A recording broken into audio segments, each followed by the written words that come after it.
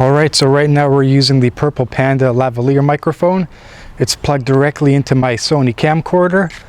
I've got steady shot activated. I'm just walking very gently with the camera in hand.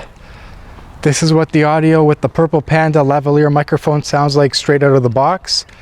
No post-processing, no post-editing, no adjustments whatsoever.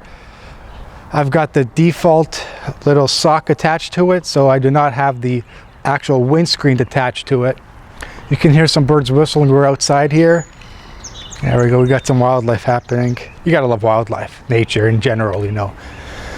So this is how the purple Panda Lavalier microphone sounds like, attached midway down my chest here, attached onto my t-shirt. There's a teeny bit of wind. So that's the purple Panda Lavalier microphone. This is how it sounds, straight out of the box.